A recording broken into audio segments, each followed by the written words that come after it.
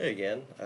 Today we're going to begin the process of digging into one of the more complicated religions. Matter of fact, I would say the most complicated religion to study in Hinduism. As a matter of fact, I will probably break this up into two videos. There's just too much to cover, and I want to give you a chance to take a little break and before you watch part two of this. But I'm going to look at Hinduism.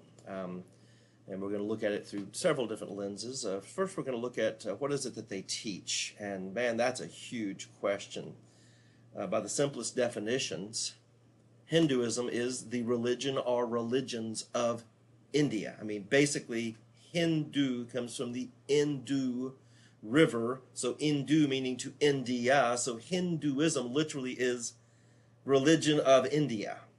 And so, therefore, there are questions as to whether there is even such a thing as Hinduism, because Hinduism is like saying all this whole universe of religions that are all tied together because they're all from India.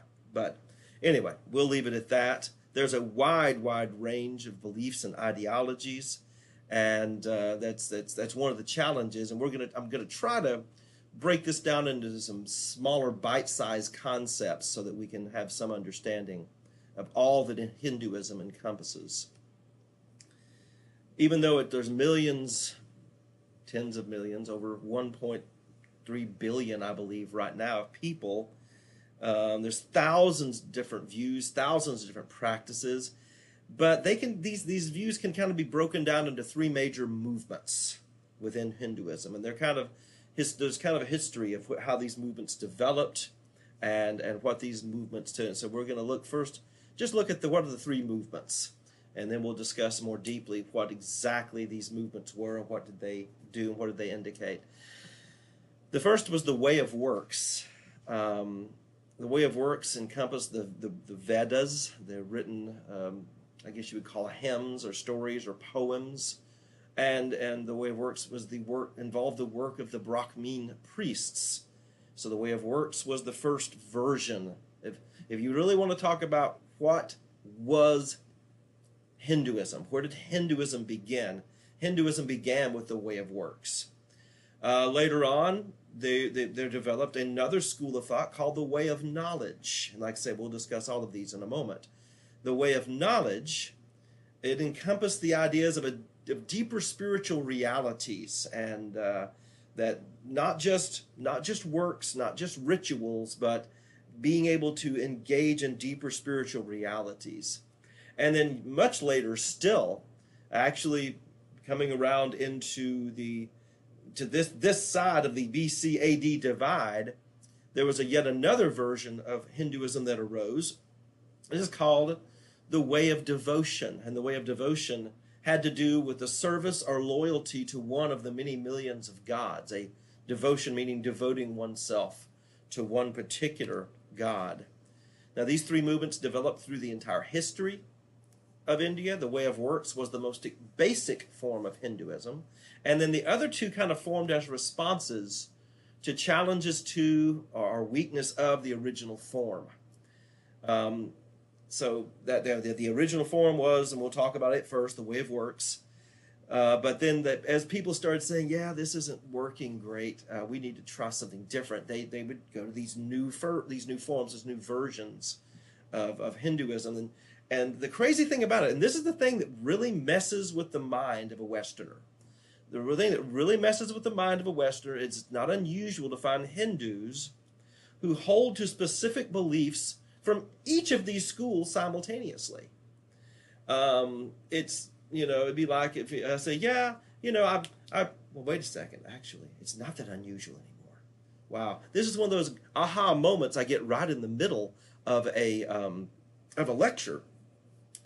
For my brain, it's hard for me to imagine saying, yeah, I do some Christian stuff, but on Fridays, I do a little Islam, and on Saturdays, I go to Seventh-day Adventist, and, I try this, and then, I sacrifice chicken in the backyard on Tuesday, Okay, that sounds crazy thinking to me, but in reality, later on in this class, you're going to be looking into the issue of pluralism and this concept of multiple spiritualities has become more normalized. Exactly what I described, people like this concept of a build your own religion.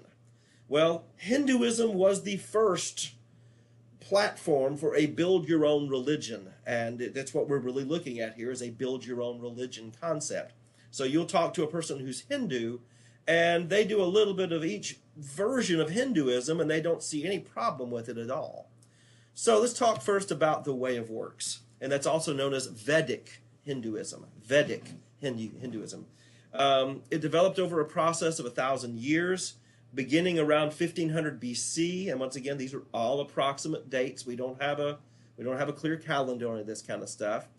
But it was as the Aryan peoples from the west slowly conquered the Indian subcontinent. That's the thing that people are not really aware of, is the fact that India was peopled by a darker skinned tribal groups that all lived in India. Well, in 1500 BC, they were invaded by people that might have been, I don't know, Babylonians, Syrians, people that would be further from the northern area and that were lighter skinned. Now, we'll mention that later on because the whole concept, we're going to talk about caste system. Well, the whole caste system was originally based on skin color. So they were the original racists.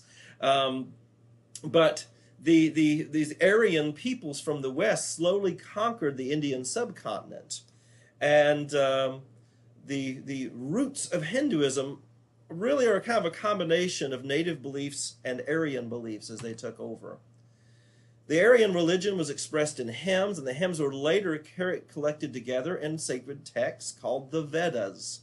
And so that's the book, the Holy Vedas. Now, of course, that's not what it looked like.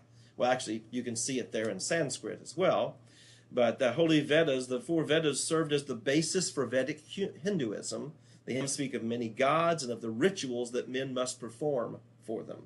So the Vedas were the kind of the guidebook of here's the god of this and here's what you have to do for them. Here's the god of that and here's what you have to do for them. So all these gods and goddesses that you have to do, and all the different sacrifices and rituals and chants and mantras and prayers that you have to go through for each of these. So now it's interesting, and this is just a little side note that you're not going to get anywhere but from my video, because not many people realize this. The Brahmin priests developed a special language, or either developed or discovered a special language for their holy writings. The language is called Sanskrit. Now, it is thought that Sanskrit was never used as a spoken vernacular for a people group. In other words, there was never a time when people walking the streets ever spoke Sanskrit. The only people who spoke Sanskrit were the priests, and they performed their rituals and read the scriptures, the Vedas, in this language called Sanskrit. So obviously their holy writings were kept from people entirely because it was written in a language that only they could speak.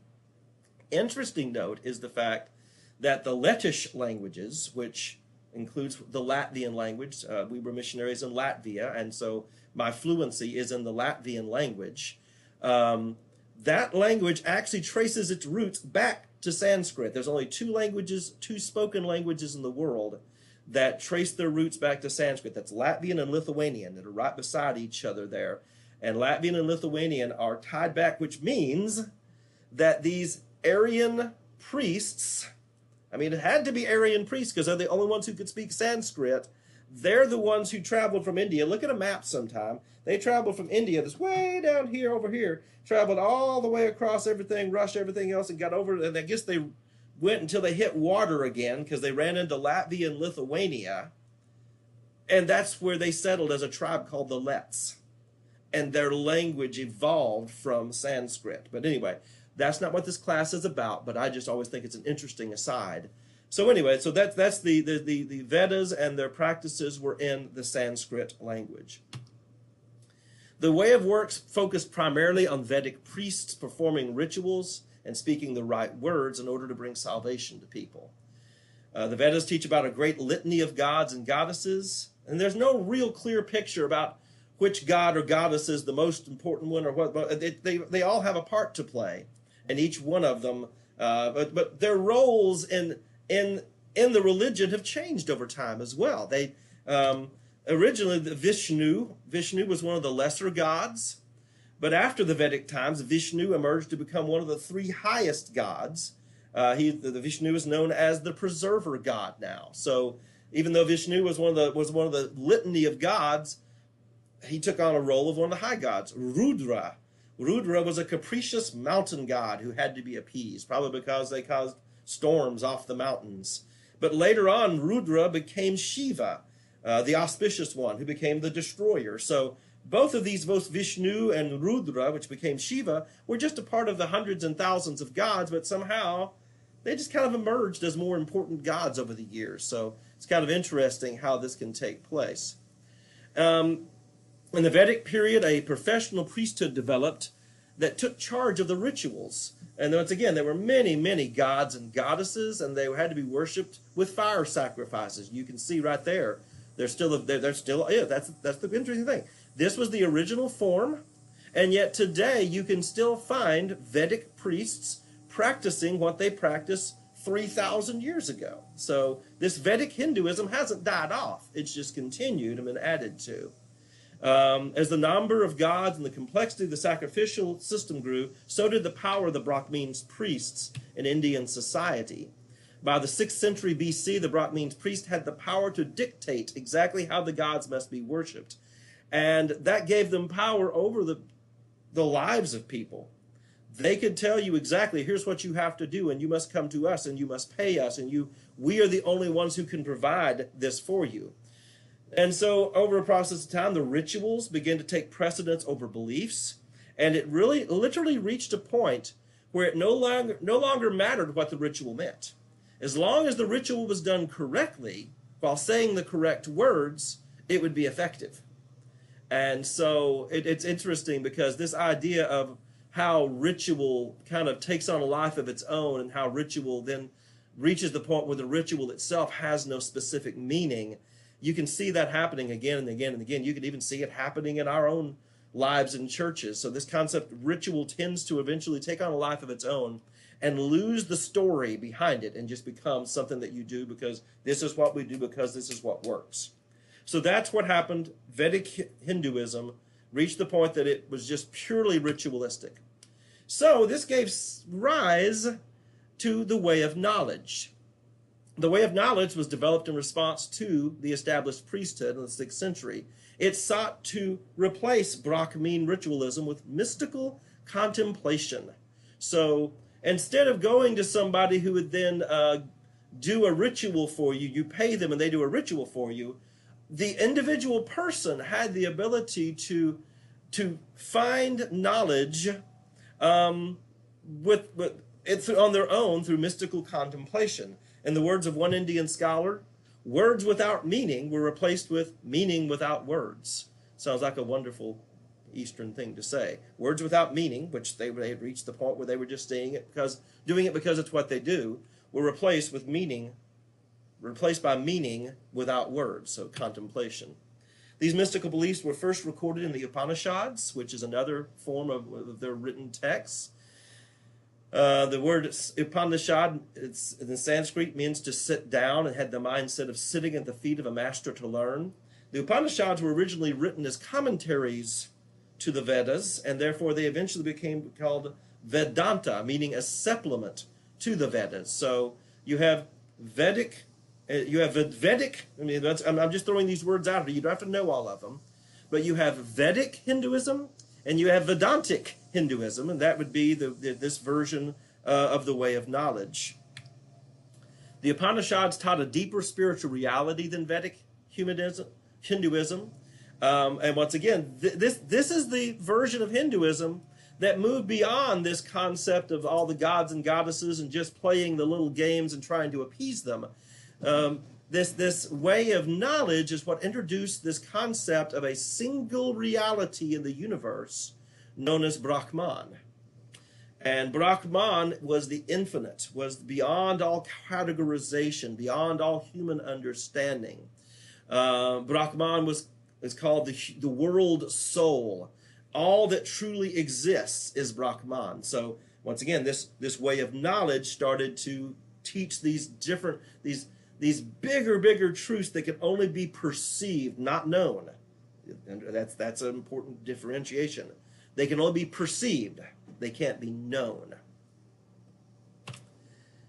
everything that is not Brahman is not truly real, but Maya. And I do apologize for the fact that I spell Maya with a J. That's a carryover from the Latvian language, because the J in Latvian is the Y, and you can spell it, usually it's spelled with a Y, but I don't know why I can't do that.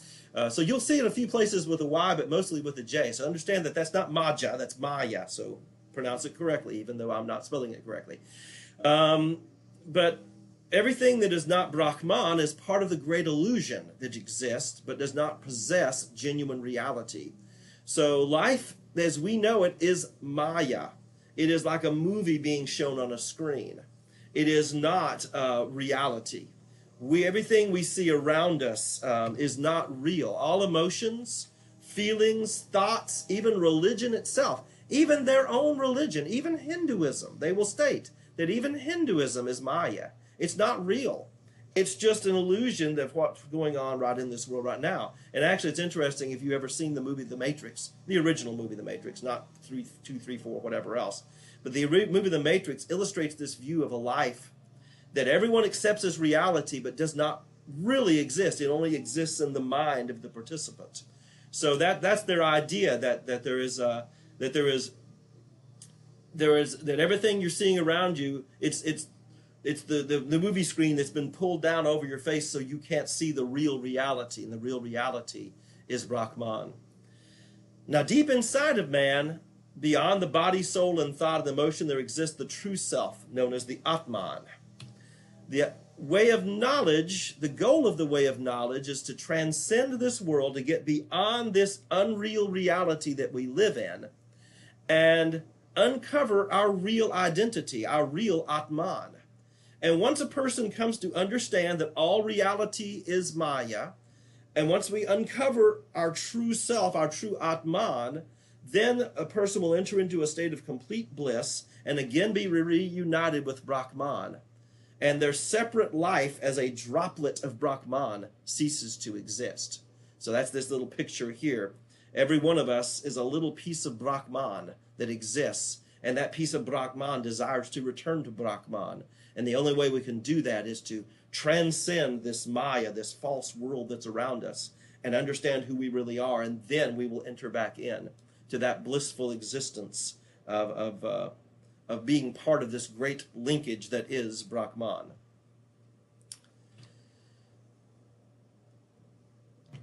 In the AD 1400, now once again, you can see we're jumping forward 2,800, 3,000, nearly 3,000 years before there was another revolt against established humanism.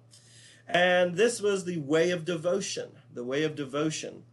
It's thought that this movement arose from interactions with Christians and Muslims, because by this time, Christianity had become a powerful religion on the face of the earth, and Islam by this time Islam was spreading and such. And so they began encountering these people who had a savior, or who had an individual, a particular God that they should interact with. So the followers, though, they considered that the rituals of the Vedic Hinduism was impossible to keep. The secrets of knowledge that were a part of the way of knowledge were unattainable by the average person. And so they created the way of devotion that offered a way of salvation through a loving relationship with one God. The love of that God or goddess would provide salvation to those who love him or her alone, that you fully dedicate yourself.